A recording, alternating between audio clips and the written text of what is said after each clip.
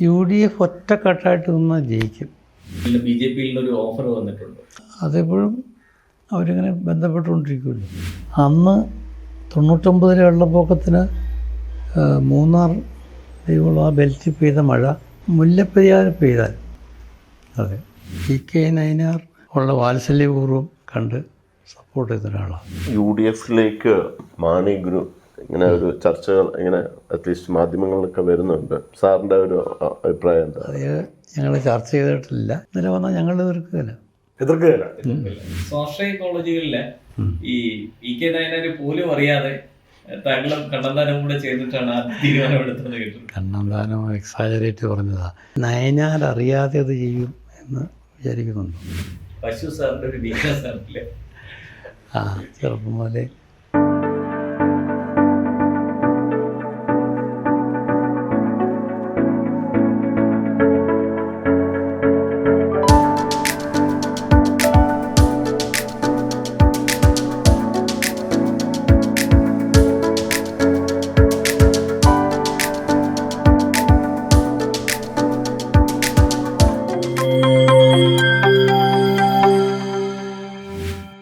ആക്റ്റീവായിട്ടുള്ള രാഷ്ട്രീയ പ്രവർത്തനം തുടങ്ങിയിട്ട് ഇപ്പോൾ ഏതാണ്ട് 60 വർഷമാകുന്നു. 58 വർഷത്തോളം ആകുന്നു. അപ്പോൾ ഇതിനിടയിൽ ഏതാണ്ട് 10 തവണ MLA ആയി, പലതവണ മന്ത്രിയായി. എന്താണ് രാഷ്ട്രീയ പ്രവർത്തനം, ഈ ഒരു ദീർഘ പീരീഡിലുള്ള രാഷ്ട്രീയ പ്രവർത്തനം നടത്തിയ നേതാക്കൾ ഇപ്പോൾ കേരളത്തിൽ തന്നെ വളരെ കുറവാണ്, തീരെ കുറവാണ്. എങ്ങനെ വിലയിരുത്തുന്നു?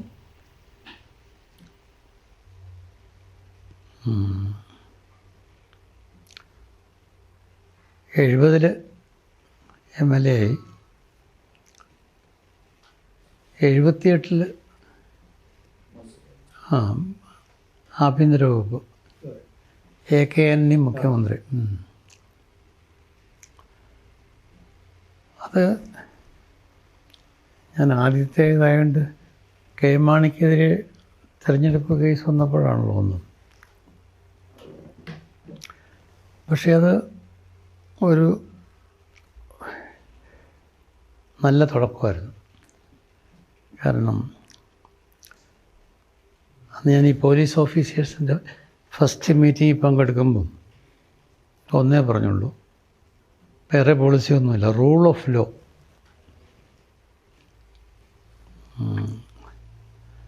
അത് 8 മാസക്കാലം പൂർണ്ണമായിട്ടും നടപ്പാക്കാൻ കഴിയും. അന്ന് ഞാൻ രാജിവെക്കുമ്പോൾ ഒരു പ്രതികരണമായിട്ട് ഞാൻ പറഞ്ഞതേ, ഒരു നിരപരാധിയെ കള്ളക്കേസിൽ കൊടുക്കാനോ ഒരു കുറ്റവാളിയെ രക്ഷിക്കാനോ ഒരു പോലീസ് ഓഫീസറോട് എനിക്ക് പറയേണ്ടി വന്നിട്ടില്ല.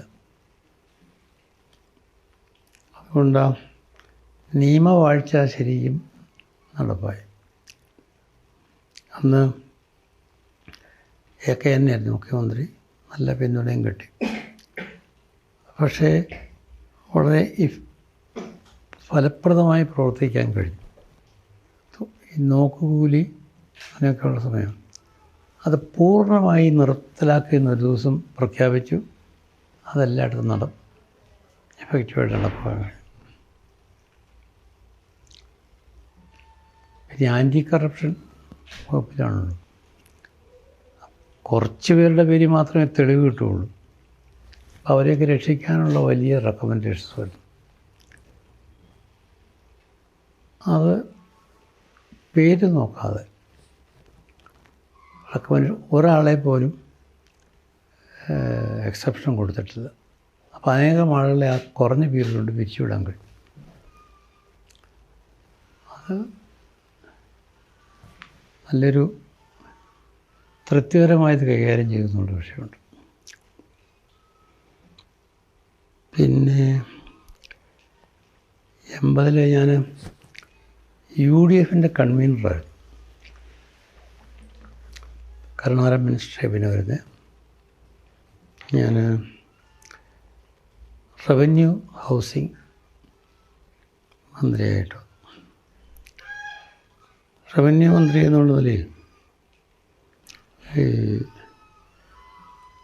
ഈ റിലീഫ് വർക്കുകൾ, ഏറ്റവും വലിയ വെള്ളപ്പൊക്കം ഉണ്ടായി. അപ്പോൾ കേന്ദ്രത്തിൽ നിന്ന് സഹായം മേടിക്കാനായിട്ടുള്ള മെമ്മോറണ്ടം തയ്യാറാക്കുന്നതിലും അത് വാങ്ങിച്ചെടുക്കുന്നതിൽ എഫക്റ്റീവായിട്ട് നടപ്പാക്കുന്നതിലും എല്ലാം കഴിയും. ഒരു 9,000 കിലോമീറ്റർ റോഡ് അപ്ഗ്രേഡ് ചെയ്യുക.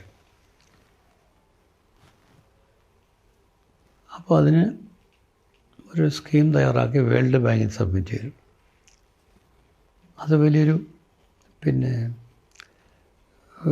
ബ്രേക്ക് ത്രൂ ആയിരുന്നു.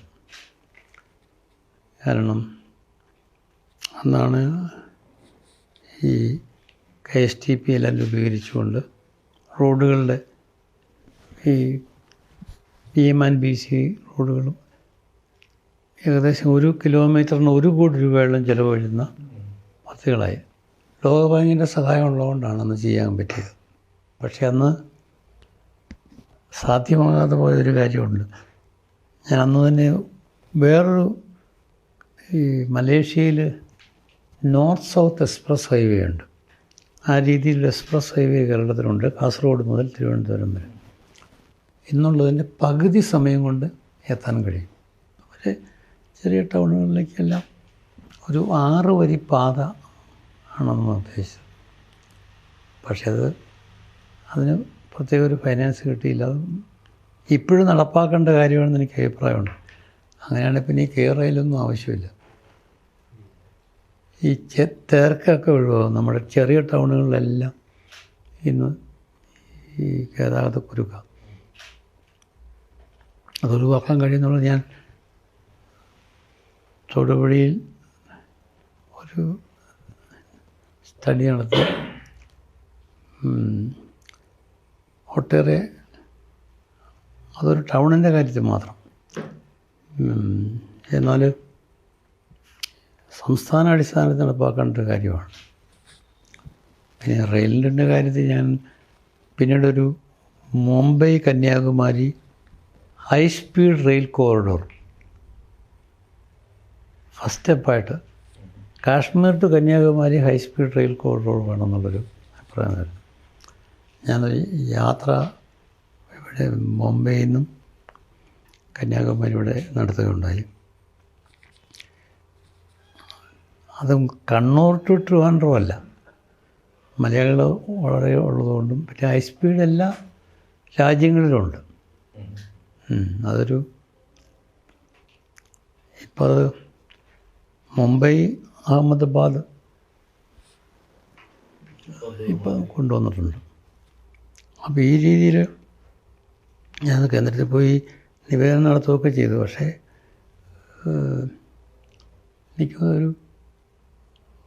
ഒരു നയപ്രഖ്യാപനത്തിലോ മറ്റേ അത് വരികയുണ്ടായത്.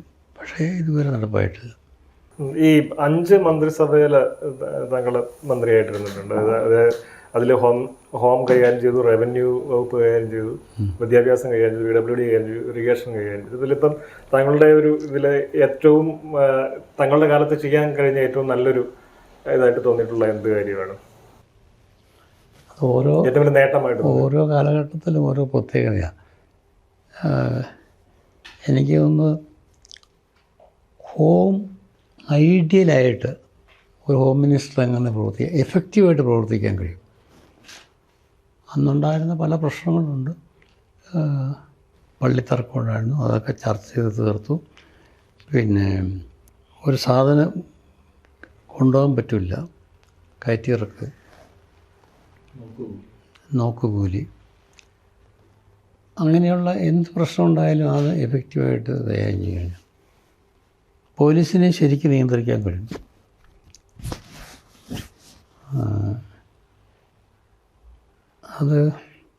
അതവിടെ റവന്യൂ, ഹൗസിങ് എനിക്ക് വലിയ സംതൃപ്തി തരുന്നൊരു കാര്യമാണ്. ഇത്രയും വീടുകൾ തീർത്തു എന്നുള്ളത്. പിന്നെ വിദ്യാഭ്യാസ രംഗത്ത് പഠന സൗകര്യങ്ങൾ വർദ്ധിപ്പിച്ചു എന്നുള്ളത്, അത് +2-ലാണെങ്കിലും മറ്റ് രംഗത്താണെങ്കിലും. പിന്നെ റോഡുകളുടെ കാര്യത്തിൽ ഫണ്ടൊരു പ്രശ്നമല്ലാത്തതാണ് ഈ വരുത്തി. ലോകബാങ്കിൻ്റെ സഹായത്തോട് ചെയ്ത അതായത് കേരളത്തിൻ്റെ റോഡുകളുടെ ക്വാളിറ്റി വർദ്ധിപ്പിച്ചതാണ്. ഈ റോഡുകളുടെ കാര്യം പറഞ്ഞുകൊണ്ട് ഒന്ന് ഇടപെട്ട് ചോദിക്കുകയാണ്. ഈ പതിബലിൻ്റെ ഒരു പ്രശ്നമൊക്കെ ഉണ്ടായത് താങ്കളുടെ കാലത്തായിരുന്നു. എന്തായിരുന്നു ശരിക്കും അന്നുണ്ടായ ഒരു വിഷയം? അദ്ദേഹം പോയി അവിടെ മലേഷ്യ പോയി ആത്മഹത്യ ചെയ്യുന്ന സാഹചര്യങ്ങളൊക്കെ ഉണ്ടായി എന്നൊക്കെ പറയുന്നു. അത് ഞാൻ ആ വകുപ്പ് വിട്ടതിന് ശേഷമാണ് പിന്നെ തോമസ് ഐസക്കായിരുന്നു മന്ത്രി. സമയത്ത് ബില്ല് കിട്ടിയില്ല അതുകൊണ്ടാണ് അദ്ദേഹം നടന്നു മടുത്തു. സാമ്പത്തിക പ്രതിസന്ധി കൊണ്ടുണ്ടായതാണോ? അതെ, അത് സാമ്പത്തികം അല്ല അതിപ്പം ഒരാൾ ആത്മഹത്യ ചെയ്യുന്ന കാരണങ്ങൾക്ക് അങ്ങനെ പറയാൻ പറ്റില്ല. അല്ലല്ല, ഞാൻ അദ്ദേഹത്തിനല്ല, സർക്കാരിന് അന്നേരം ഒരു പ്രതിസന്ധി ഉണ്ടായതുകൊണ്ട് ബില്ല് മാറാതിരുന്നതാണോ അതോ എന്തെങ്കിലും വേറെ എന്തെങ്കിലും? അതാണ് പ്രധാന കാര്യം. സാർ, പല ഗവൺമെൻറ്റായിട്ട് 5 ക്യാബിനറ്റ് ഇപ്പോൾ പറഞ്ഞതുപോലെ ഉണ്ടായിരുന്നു. അതിൽ കെ കരുണാകരനുമായിട്ട്, ഇ കെ നായനാരുമായിട്ട്, ആന്റണി, ഉമ്മൻചാണ്ടി, VS ഒക്കെ ആയിട്ട് വർക്ക് ചെയ്തിട്ടുണ്ട്. അതിൽ എനിക്കൊന്ന് ഏറ്റവും കൂടുതൽ ചലഞ്ചസ് വന്ന, അല്ലെങ്കിൽ പൊളിറ്റിക്കലി ഒരുപാട് സെറ്റ് ബാക്ക് വന്നതായിരുന്നു 2006 and 11, 2006 മുതൽ 2011 വരെയുള്ള ഒരു സമയം. VSന്റെ കൂടെ വർക്ക് ചെയ്യുന്ന സമയം പല ആരോപണങ്ങൾ വരുന്നു, രാജിവെക്കുന്നു, തിരിച്ചു വരുന്നു, പിന്നെ മുന്നണി മാറ്റം വരുന്നു. ഈ ഓരോ മുഖ്യമന്ത്രിമാരുമായിട്ട് പ്രവർത്തിച്ച ഒരു അനുഭവം എങ്ങനെയാണ്? പ്രത്യേകിച്ചും ഈ ഒരു ഏറ്റവും ചലഞ്ചിങ് ആയിട്ടുള്ള സമയം. അതിനു മുന്നേ ഈ പ്രീഡിഗ്രി വിഷയം വന്നപ്പോൾ ഇ കെ നായനാരായിരുന്നു. എനിക്കൊന്നും ഗവൺമെന്റ് നല്ല സപ്പോർട്ട് തന്നു. പക്ഷെ 2006 അത്തരം ഒരു സപ്പോർട്ട് കിട്ടിയില്ല എന്ന് താങ്കൾ തന്നെ പുരാതന ഭംഗി നിലയാണ് പറഞ്ഞിട്ടുണ്ട്. അല്ല, ഓരോ മുഖ്യമന്ത്രിമാർക്ക് അവരുടേതായ പ്രത്യേകതകളുണ്ട്. ഉമ്മൻചാണ്ടിയും പിന്നെ ഇ കെ നായനാരും പിന്നെ എ കെ ആന്റണി. അതിൽ ഇ കെ നായനാർ ഉള്ള വാത്സല്യപൂർവ്വം കണ്ട് സപ്പോർട്ട് ചെയ്ത ഒരാളാണ്. ആൻ്റണിയും അതുപോലെ തന്നെ. അന്ന കാലത്തൊരു വിഷയമുണ്ടായി. നമ്മൾ പേഴ്സണലായിട്ട് ഞാൻ പേരെടുത്ത് പറയുന്നില്ല. ശരിക്ക് ഒരു മന്ത്രി ഇത് ക്യാബിനറ്റ് റെസ്പോൺസിബിലിറ്റിയാണല്ലോ ഡെമോക്രസിയിലും, മിനിസ്റ്റീരിയൽ റെസ്പോൺസിബിലിറ്റി. അപ്പം ശരിക്ക് കൊടുക്കുന്ന നിർദ്ദേശങ്ങൾ പാലിക്കാത്ത അന്ന് IG ആണ്, DGP അല്ല. അപ്പോൾ അദ്ദേഹത്തെ ആയിട്ട് പ്രവർത്തിക്കാൻ കഴിയില്ല. പക്ഷെ ക്യാബിനറ്റിൽ വന്നേ പറ്റുള്ളൂ. അപ്പോൾ ആ നിർദ്ദേശം സമർപ്പിച്ചു. അദ്ദേഹത്തെ അവിടുന്ന് മാറ്റി. ഈ 8 മാസത്തിൻ്റെ പകുതി സമയത്ത് അത് കഴിഞ്ഞപ്പം ഫുൾ കൺട്രോൾ എൻ്റെ പോലീസ് ഡിപ്പാർട്ട്മെൻറ്റ് വന്നു. അതിന് ആൻ്റണി തന്ന സപ്പോർട്ട് ഞാൻ ഒരിക്കലും വിസ്മരിക്കുകയില്ല. പിന്നെ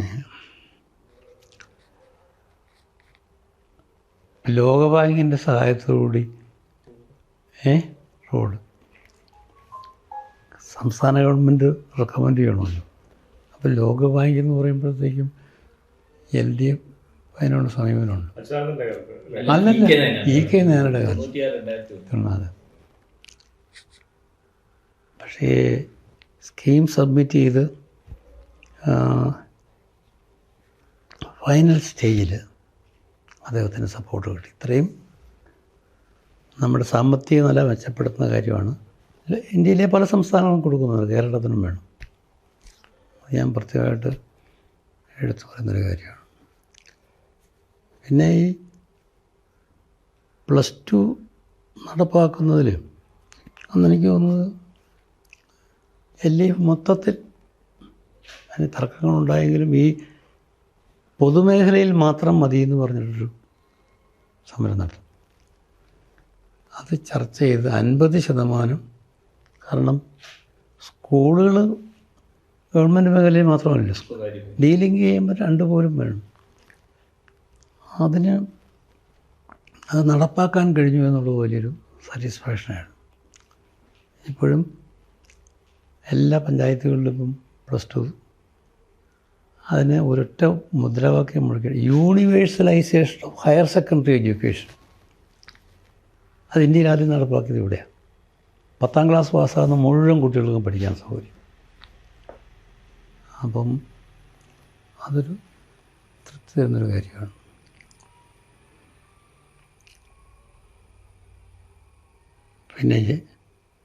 പിന്നീട് ലാസ്റ്റ് കൈകാര്യം ചെയ്ത് ജലവിഭവമാണ്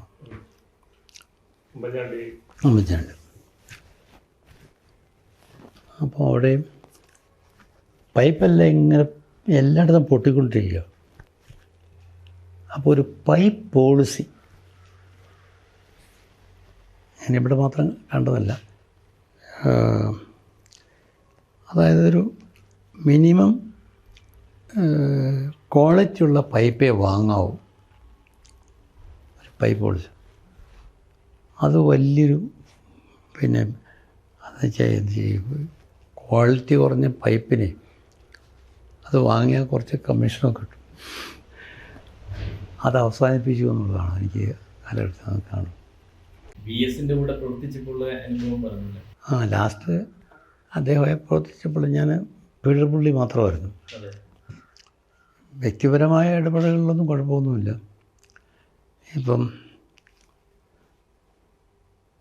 പക്ഷേ ഇപ്പോൾ അദ്ദേഹം ഇത്രയും ആസനം നിൽക്കുമ്പോൾ അത് ശരിയല്ല. നാഷണൽ ഹൈവേയുടെ വിട്ടിൻ്റെ കാര്യത്തിൽ അതിന് കാഴ്ചപ്പാട് ശരിയല്ലായിരുന്നുള്ള അഭിപ്രായം ഉണ്ടായിരുന്നു.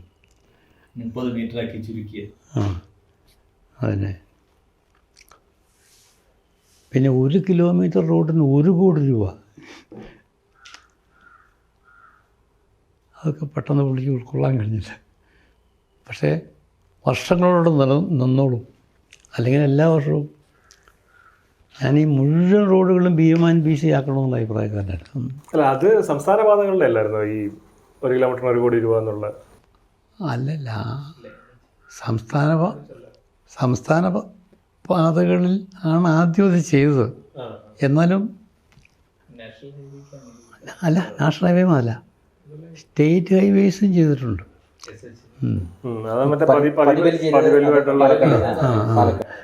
അപ്പോൾ അത് പക്ഷെ അത് അങ്ങനെ ആ സ്റ്റാൻഡേർഡ് ക്വാളിറ്റി നടത്തണമെങ്കിൽ അത് വേണം. ഇപ്പം എല്ലാവരും അംഗീകരിക്കുന്നു. ഇടയ്ക്ക് ചോദിക്കട്ടെ, 30 മീറ്റർ ആക്കുക എന്നുള്ളത് VS-ന്റെ മാത്രമല്ല, അത് ഓൾ പാർട്ടി മീറ്റിന്റെ തീരുമാനമല്ലേ? അല്ല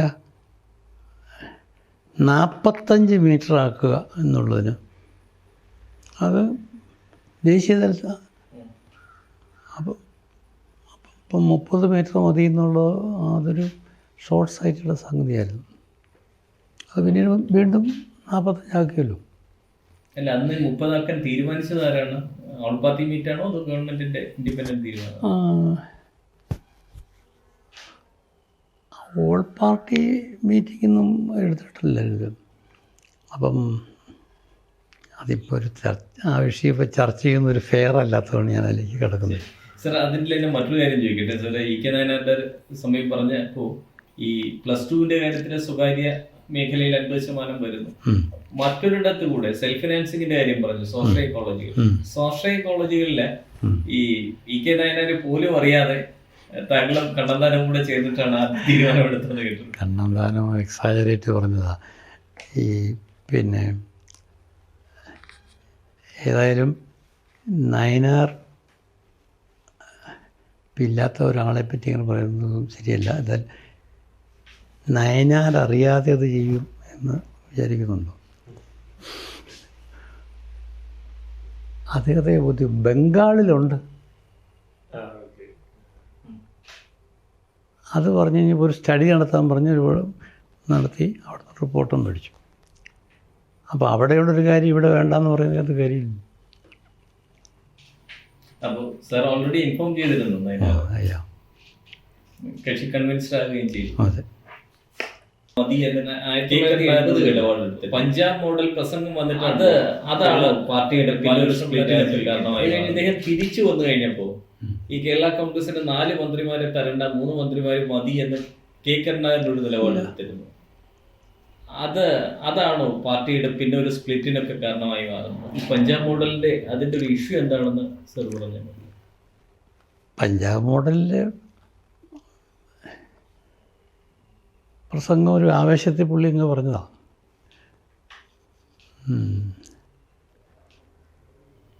വാഗൺ ഫാക്ടറി ഇവിടുന്ന് മാറ്റി, വാഗൺ റെയിൽവേയുടെ വാഗൺ ഫാക്ടറി ഇവിടുന്ന് ഷിഫ്റ്റ് ചെയ്ത് അങ്ങോട്ട് പോയപ്പോൾ അതെ അതെ. അതിനകത്ത് ആവശ്യം. പക്ഷേ പുള്ളിയെ തിരിച്ചു കൊണ്ടുവരാൻ ഞാനൊരു നല്ല പങ്ക് വഹിച്ചിട്ടുണ്ട്.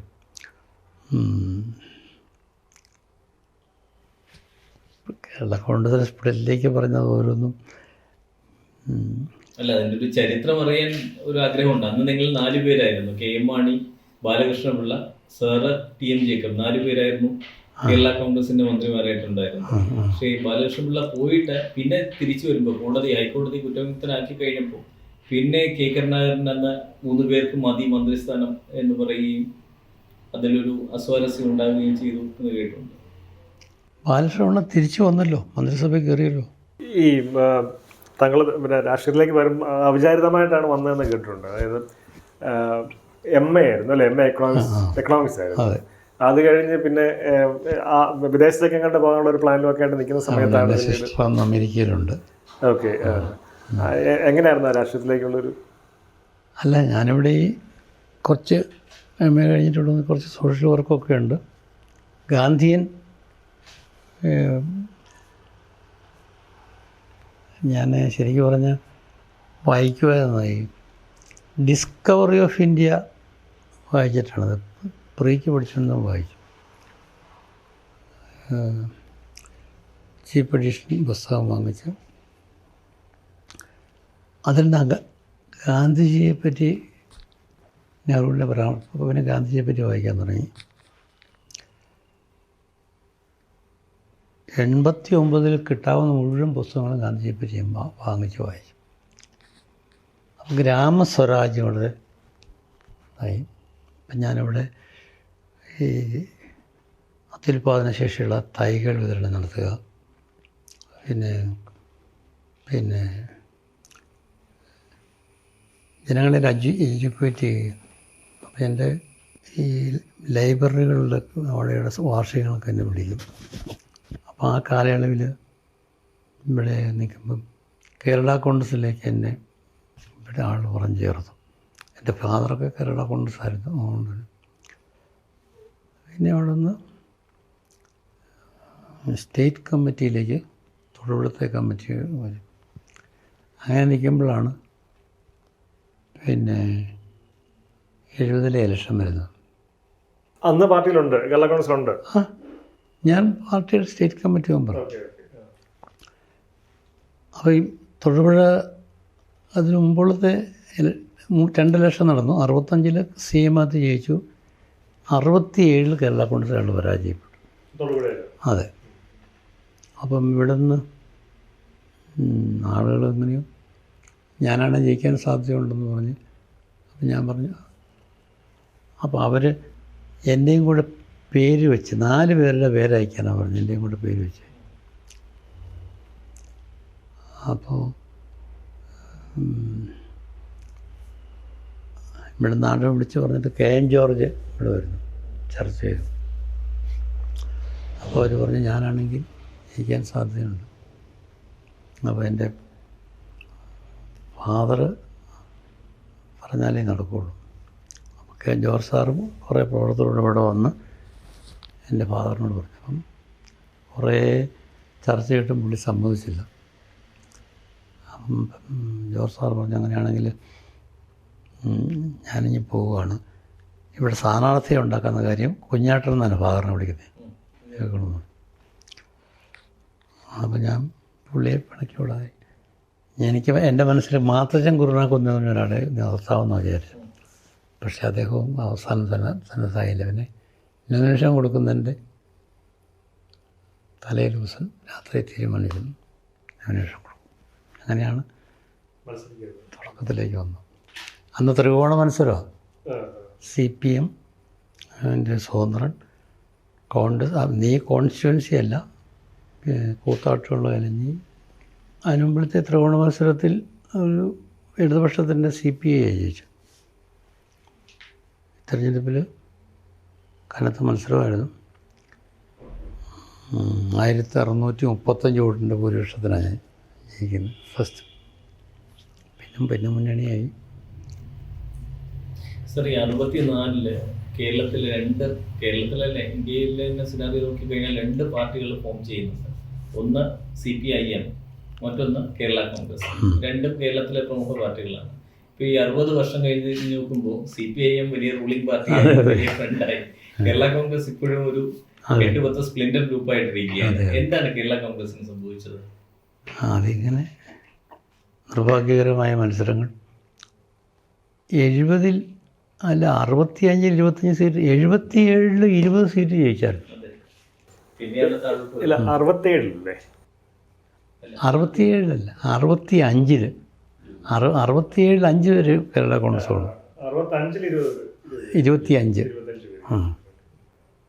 പിന്നെ 67-ൽ 5, 77-ൽ 20 പേര് ജയിച്ചു. അന്ന് അൺഡിവൈഡഡ് ആണ് അല്ലേ? അതെ. ഇല്ല, പക്ഷെ അതിന് മുമ്പ് ഒരു ഡിവിഷൻ വന്നില്ല. ഈ ജോൺ ജേക്കബ് ഇവിടെ പോയിരുന്നില്ല.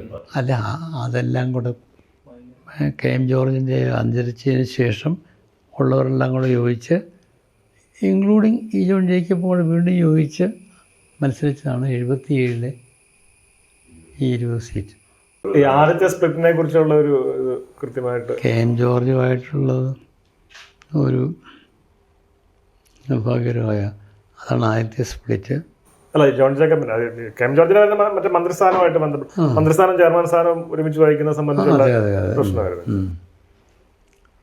ഈ ജോൺ ജേക്കബ് പോകുന്നതിൻ്റെ ഈ ജോൺ ജേക്കബ് അത് KM മാണിയായിട്ടുള്ള അഭിപ്രായ വ്യത്യാസത്തിലാണ് അദ്ദേഹം പോകുന്നത്. പിന്നീട് വീണ്ടും 77-ൽ അല്ല, ഈ ജോൺ ജേക്കബ് എല്ലാം കൂടെ തിരിച്ചു വന്നു. അല്ല, 77-ൽ തന്നെയല്ലേ പിള്ള പോകുന്നത്? KM ജോർജിന്റെ ആയിട്ടുള്ള KM ജോർജിന്റെ പ്രശ്നം ഉണ്ടായിരുന്നു. അങ്ങനെ മാണിയുമായിട്ടുള്ള ഇഷ്യൂ കാരണം R ബാലകൃഷ്ണപിള്ള പോയി KC മറ്റേ എന്താ B വരുന്നത് ആ സമയത്താണല്ലോ. അത് കഴിഞ്ഞിട്ടാണ് സാറും KM മാണിയും ഒക്കെ വേറെ ഗ്രൂപ്പാകുന്നത്. എനിക്കൊന്നും ഏറ്റവും വലിയ സ്പ്ലിറ്റ് വരുന്നത് 77-ലാണ്. അതിനുശേഷം പിന്നെ KM മാണിയുടെ 78-ൽ ഫോം ചെയ്യുന്നു, സാറിന്റെ വരുന്നു. 85-ൽ നിങ്ങൾ യുണൈറ്റഡ് ആകുന്നു. എന്നിട്ടൊരു 3 വർഷം കഴിഞ്ഞ്, അല്ല 2 വർഷം കഴിഞ്ഞ് വീണ്ടും സ്പ്ലിറ്റ് ആകുന്നു. എനിക്കൊന്ന് ചോദിച്ചത്, ആദ്യത്തെ ഈ ജോൺ ജേക്കബിന്റെ സ്പ്ലിറ്റിന്റെ കാരണം എന്തെങ്കിലും ഓർമ്മയുണ്ടോ? കാരണമൊക്കെ ഈ ചില ചർച്ചകളെ തുടർന്നങ്ങ് ഇല്ല, മുമ്പേ ചോദിച്ച ചോദ്യത്തിൽ ഒന്നുകൂടെ ഇത് ചെയ്യണം. CPM കേരള കോൺഗ്രസ് ഒരുമിച്ചുണ്ടാകുന്നു, പക്ഷേ കേരള കോൺഗ്രസ് ആ രീതിയിലുള്ളൊരു വളർച്ചയിലേക്ക് വരാൻ പറ്റാത്തതിൻ്റെ കാരണം എന്താണെന്നുള്ളത്? കാരണം ഈ സ്പ്ലിറ്റുകൾ തന്നെയാണ്. സ്പ്ലിറ്റാണ് വലിയ സ്ട്രെങ്ത് എന്നാണ് KM മാണി. അത് പുള്ളി തമാശയായിട്ട് പറഞ്ഞ് നല്ല കേരള കോൺഗ്രസിന്റെ സ്പ്ലിറ്റ് എന്തെങ്കിലും ആദർശത്തിന്റെ പുറത്താണോ, വ്യക്തിപരമായ ഈഗോയുടെ പുറത്തായിരുന്നു?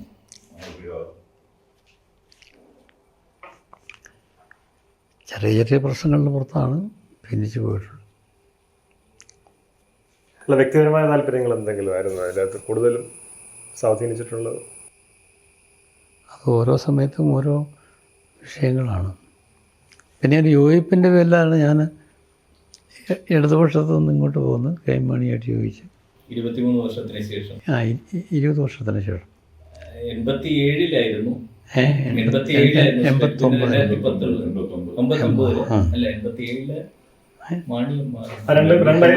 UDF തന്നെ നടന്നു. കേരള കോൺഗ്രസ് എമ്മും കേരള കോൺഗ്രസ് ജെയും UDF തന്നെ തുടർന്നു. പിന്നെ 89 ആ സീറ്റ് കിട്ടാതെ വരുമ്പോഴാണ് പിന്നെ 2010 തിരിച്ച്.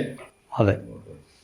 ഏറ്റവും കൂടുതൽ കാലം ഒഫീഷ്യൽ ഫാക്ഷൻ ഹെഡ് ചെയ്തിരുന്നത് താങ്കളാണ്. ഈവൻ കേരള കോൺഗ്രസ് എന്നുള്ള ഒരു ഒഫീഷ്യൽ പാർട്ടി ഹെഡ് ചെയ്തിരുന്നത് താങ്കളാണ്. ഈ KM മാണിയുമായിട്ടൊരു മൂപ്പിളമ തർക്കം എന്തെങ്കിലും ഉണ്ടായിരുന്നു?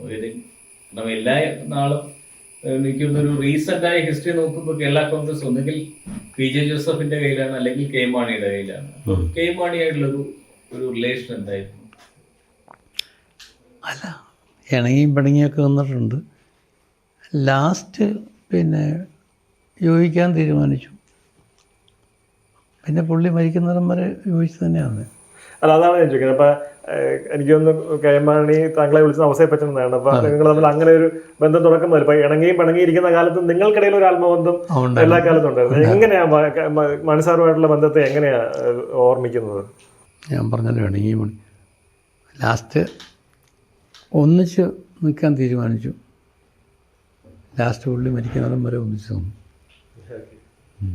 ഞങ്ങൾ ഇങ്ങോട്ട് വന്നപ്പോൾ സംസാരിക്കുകയായിരുന്നു. അപ്പോൾ ഈ KM മാണി PJ ജോസഫും തമ്മിൽ എന്തെല്ലാം ഇഷ്യൂ ഉണ്ടെങ്കിലും മാണി വന്ന് ഔസേപ്പച്ചെന്ന് വിളിച്ചു കഴിഞ്ഞാൽ തീരുന്ന ഇഷ്യൂ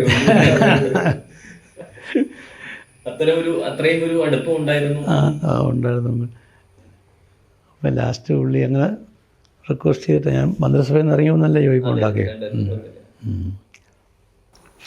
പക്ഷെ അതിനകത്തൊരു ഈ ഇങ്ങനെയൊക്കെ ആണെങ്കിലും ഇപ്പോൾ ഈ അവസാന കാലത്ത് KM മാണി മന്ത്രിസഭയിൽ നിന്ന് രാജിവെക്കുന്ന ഒരു സാഹചര്യം ഉണ്ടായിരുന്നു ബാർക്കോഴയായിട്ട് ബന്ധപ്പെട്ടൊക്കെ. പക്ഷെ ആ സമയത്ത് താങ്കളോടും കൂടി രാജിവെക്കണമെന്നും KM മാണി ആവശ്യപ്പെട്ടിരുന്നു. പക്ഷെ താങ്കൾ അത് നിരാകരിച്ചു എന്നുള്ള രീതിയിൽ ഇങ്ങനെ കേട്ടിട്ടുണ്ട്. പുള്ളി പേഴ്സണലായിട്ട് അങ്ങനെ ആവശ്യപ്പെട്ടില്ല.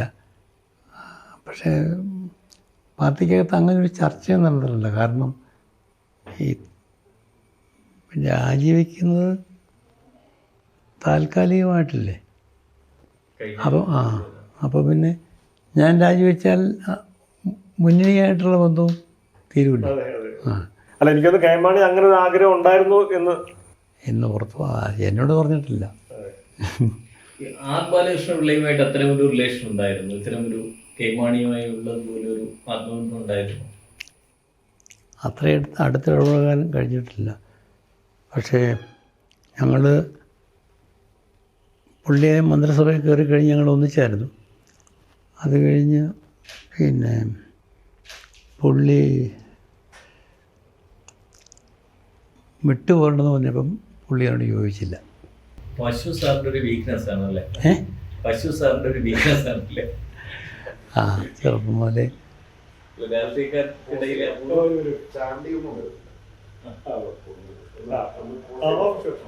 വന്നോട്ട് പുള്ളിയും കൂടെ. രാഷ്ട്രീയക്കാർക്കിടയിൽ ഒരു കൃഷിക്കാരനാണ് PJ ജോസഫ്. അത് എങ്ങനെയാണ്? ഈ ചെറുപ്പം മുതലേ താല്പര്യമുള്ളതാണോ അതോ? ഫാദറിനും താല്പര്യമുണ്ടായിരുന്നു. ഇവിടെ അതേപോലെ തന്നെ രാഷ്ട്രീയക്കാർക്കിടയിൽ പാട്ട് പാടുന്ന അപൂർവം രാഷ്ട്രീയക്കാരനാണ് PJ ജോസഫ്. അതെങ്ങനെയാണ്? കുട്ടിക്കാലം മുതലേ ഇങ്ങനെ ഒരു ഗായകനാണോ? പാട്ടിനുള്ള താല്പര്യം? ഫാദറിന് അതിലൊക്കെ താല്പര്യമുണ്ടായിരുന്നു. ഞാൻ പ്രൈമറി സ്കൂളിൽ പഠിക്കുമ്പോൾ എനിക്ക് വന്ന് 3ാം ക്ലാസ്സിൽ ഞങ്ങൾ ഗവൺമെൻറ് സ്കൂളിൽ അന്ന് എന്നെ ചപ്പളാങ്കട്ട് എന്ന സാധനം വന്ന് ഞാനൊരു കഥാപ്രസംഗമൊക്കെ നടത്തിയാണ് ഓർമ്മ. കൈകൊണ്ട് ഇങ്ങനെ അടിക്കുന്നത്. രണ്ടാമത് നമ്മൾ മാണി ഗ്രൂപ്പായിട്ട് യോജിച്ച് പ്രവർത്തിക്കാൻ തീരുമാനിച്ചപ്പം കേരള കോൺഗ്രസ് മാണി എന്ന് പറഞ്ഞ എം നമ്മൾ ചൂസ് ചെയ്യുക. അത് എന്തായിരുന്നു അതിൻ്റെ ഒരു കാരണം? പിന്നെ അത് കഴിഞ്ഞിട്ട് പിന്നെ പിരിഞ്ഞപ്പം പിന്നെ ആ മാണി ഗ്രൂപ്പിന് ആ പേരിന് വേണ്ടി നമ്മളൊരു അവിടെ ഒരു ആഡ് ചെയ്ത് ചോദിക്കുകയാണ്. അത് കേരള കോൺഗ്രസ് എന്നുള്ള പേരായിരുന്നല്ലോ ശരിക്കും പറഞ്ഞാൽ ഒറിജിനൽ ആയിട്ടുള്ള പേര്. താങ്കളുടെ കൈവശം ആ കേരള കോൺഗ്രസ് എന്ന പേരും ഉണ്ട്. പക്ഷേ അത് ഉപയോഗിക്കാതെ കേരള കോൺഗ്രസ് M എന്നുള്ള പേരിലേക്ക് പോകാനുള്ള ഒരു സാഹചര്യം. അല്ല, എമ്മിന് ഇലക്ഷൻ കമ്മീഷൻ്റെ അംഗീകാരമുണ്ട്.